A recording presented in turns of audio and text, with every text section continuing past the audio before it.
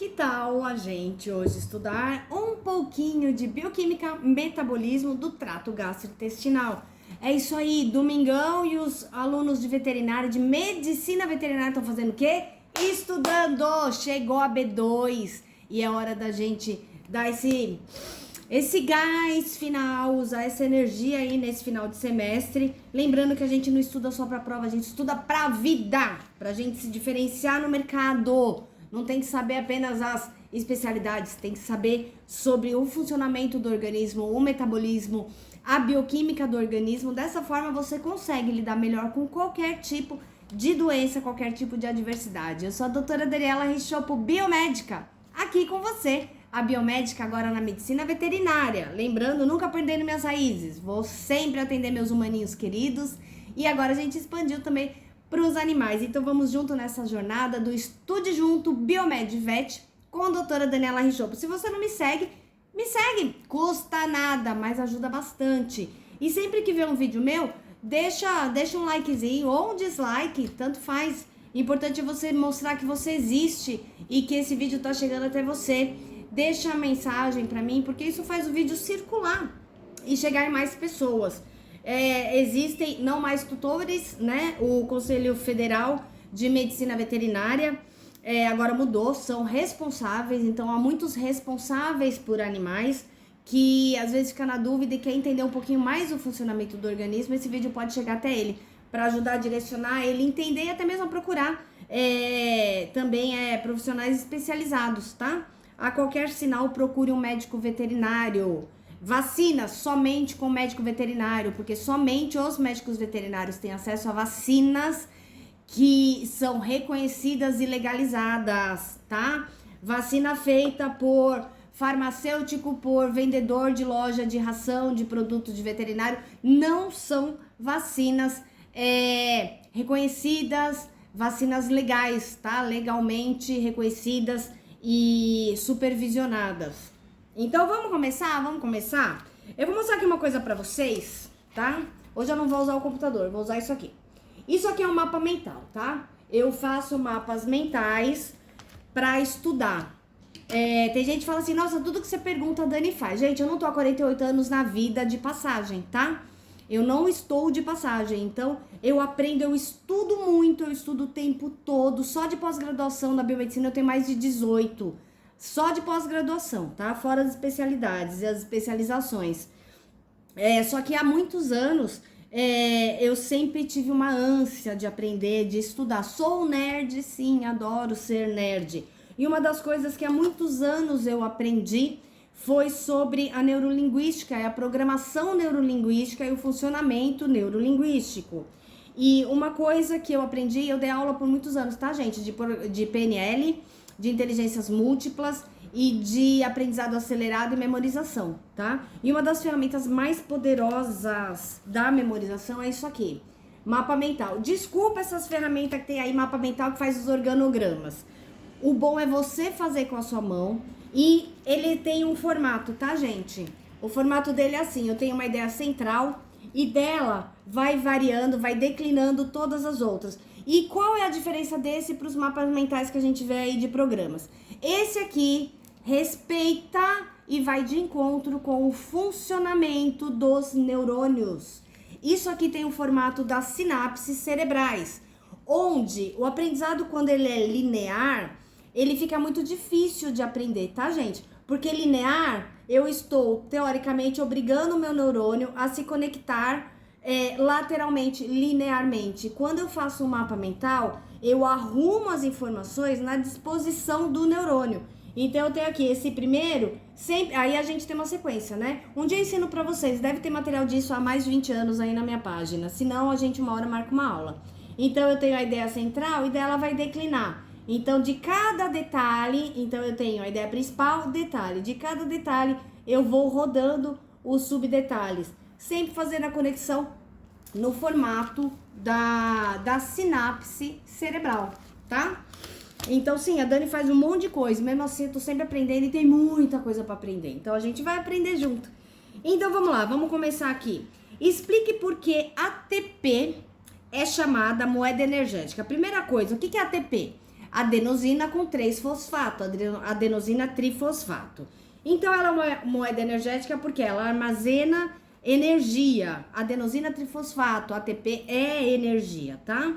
Quando ela é quebrada, hidrolisada, ela gera, ela vira ATP para ADP mais PI, tá bom? Isso aqui é importante saber. Ela armazena energia nas ligações de fosfato, especialmente fosfoanidrido terminal, tá? Por que também ela é chamada? Porque quando quebrada, quando hidrolisada, ela ATP vira ADP mais PI, e ela, quando hidrolisada, libera energia para as reações celulares. Então, quando eu libero energia para a reação celular, eu tenho possibilidade, por exemplo, de fazer transporte ativo. Transporte passivo não tem gasto de energia. Transporte ativo tem gasto de energia. Que energia é essa? O ATP. Aqui também pede exemplo, né? Exemplo que se usa no ATP, a contração muscular. Para fazer a contração muscular, eu preciso de ATP. E para ativação de bombas iônicas também, tá? Como a bomba de potássio, por exemplo. Um clássico exemplo de transporte ativo. Vamos lá para o 2. Resumo o que ocorre na glicólise e sua importância. Porque o que acontece na glicólise, esse easy é quebra, né? Então, na quebra da glicólise, o que ocorre, qual a importância? A glicólise é a via que converte glicose em piruvato, tá? Gerando o quê? Gerando uma pequena quantidade de ATP e NAD, e NAD, tá? ATP e NAD. Qual a importância da glicólise? É a principal fonte de energia em tecidos com poucas mitocôndrias, como as hemácias, tá? Tecido que não tem mitocôndria, que não consegue gerar, a glicólise é importante, porque ela gera energia para essas células. Outra importância dessa é que ela fornece piruvato para o ciclo de Krebs. Por quê? Porque a glicólise ela converte glicose em piruvato. E esse piruvato, ele é fornecido para o ciclo de Krebs. E também, fornece piruvato para o ciclo de Krebs e lactato para reciclagem de Viacore, tá? Qual é o destino do piruvato? O piruvato com O2, ou seja, com oxigênio aeróbio, ele vai para a mitocôndria e vira acetil-CoA, que vai para o ciclo de Krebs, tá? E sem O2, ou anaeróbio, ele vira lactato, pela lactato desidrogenase. Próximo. Qual a principal função do ciclo de Krebs? Fala-se tanto dele, né? Por que ele é o ponto de encontro? Porque ele é chamado de ponto de encontro. Então, a principal função do ciclo de Krebs é oxidar acetil-CoA para gerar NAD, FAD e GTP, tá? Acho que foi isso que eu pus. Que são usados para produzir ATP. Então, o ciclo de Krebs, a principal função é oxidar acetil-CoA. Deixa eu ver se eu tenho aqui, mas vai ter uma pergunta. O que é acetil-CoA? São moléculas resultantes da oxidação de carboidrato, lipídio e proteína. Então, a principal função do ciclo de Krebs é oxidar o acetil-CoA. E para gerar NAD, FAD e GTP, que são usados para gerar o ATP propriamente dito, que é a energia. Por que ele é o ponto de encontro? Porque nele convergem várias vias, tá? Nele convergem vários elementos. Nele converge carboidrato, lipídio e aminoácido. Carboidrato via acetil-CoA, lipídio via acetil-CoA também e carboidrato. O que é gliconeogênese? Glico de glicose, neo de novo, gênese de transformação aí, né? Gliconeogênese é uma via metabólica, que é tudo para produção de energia, gente. Então aqui, ó, é uma via metabólica para produção de glicose que gera energia. A gliconeogênese é uma via metabólica, ó, que transforma produtos, né, compostos não carboidratos em glicose. Vamos colocar assim, a gente precisa de glicose para gerar ATP, fato, direto e reto. Mas quando não há consumo de glicose, quando não há via de glicose, como por exemplo do gato que não consome glicose, Eu tenho a via metabólica da gliconeogênese que transforma outros compostos não carboidratos, porque o carboidrato vira glicose, em glicose. São precursores em cães e gado. Cite os precursores. Quais são os precursores? Aquilo que vem antes, aquilo que possibilita o ingrediente para ser transformado. Precursores de gliconeogênese em cães e gatos é alanina, glicerol e lactato. Então, o corpo pega esses 3 elementos, alanina, glicerol e lactato, faz gliconeogênese para gerar, que não são glicose, né? Faz gliconeogênese para gerar glicose a partir desses compostos. E a gente tem o principal precursor,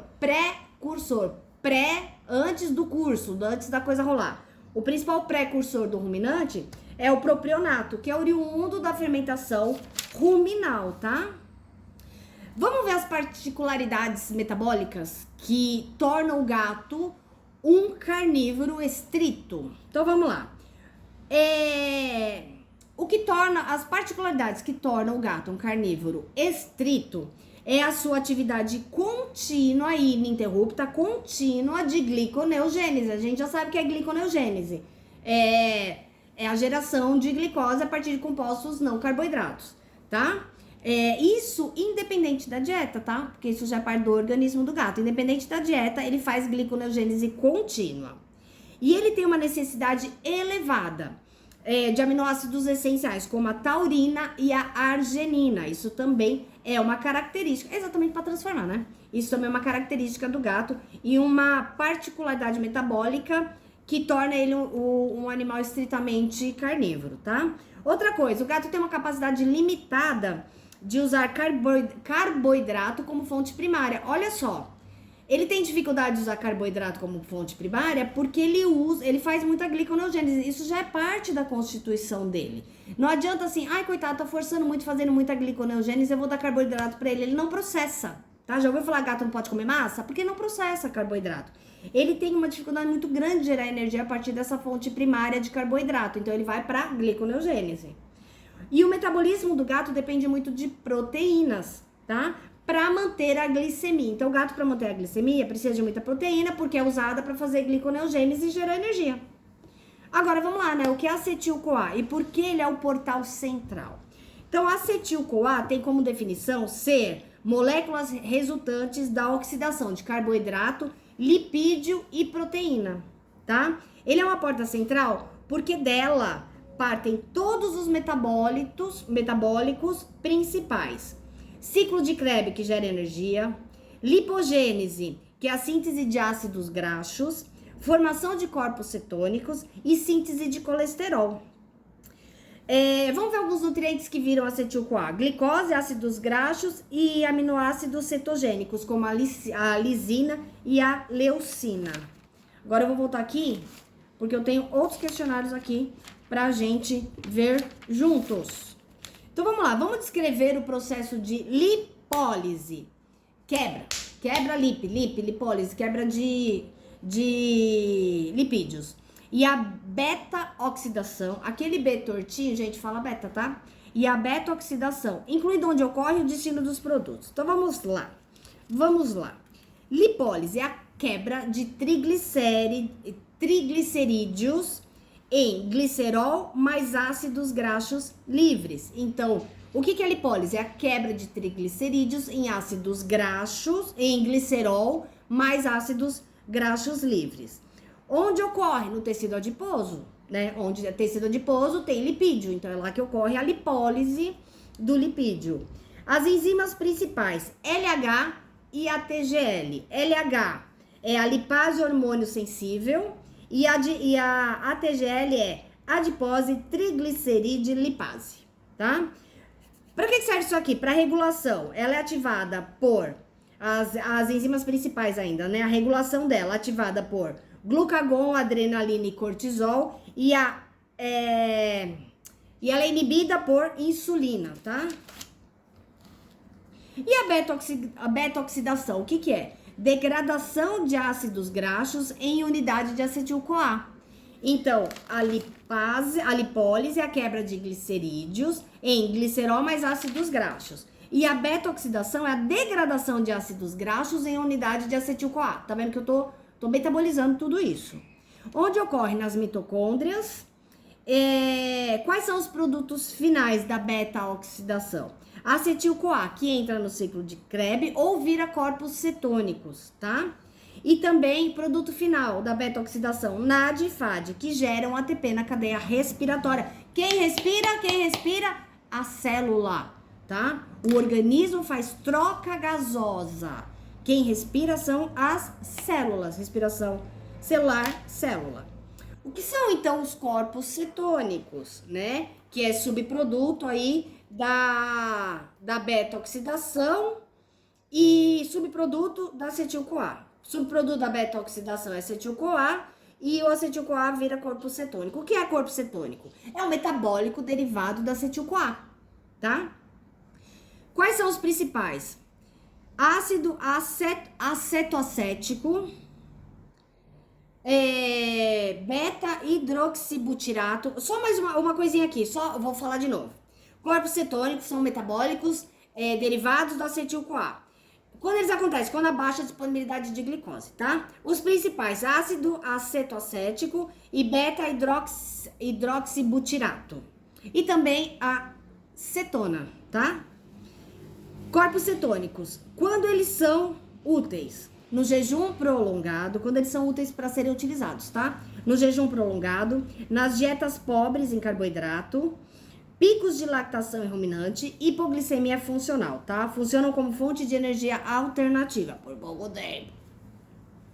E quando eles são prejudiciais? Quando eles estão em produção excessiva. Se eles estão em produção excessiva, se uma coisa tá excessiva, é porque tá faltando outra.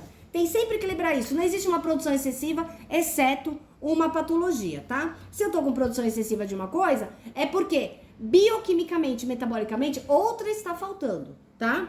Então, eles são úteis, quando produzidos, eles são úteis. Jejum prolongado, dieta pobre em carbo, hipoglicemia funcional, porque funciona como uma fonte de energia. Só que quando eles estão em excesso, produção excessiva, ele provoca cetose e cetoacidose, diabetes mellitus descompensada, cetose bovina, esteatose hepática em gatos obesos, olha que louco.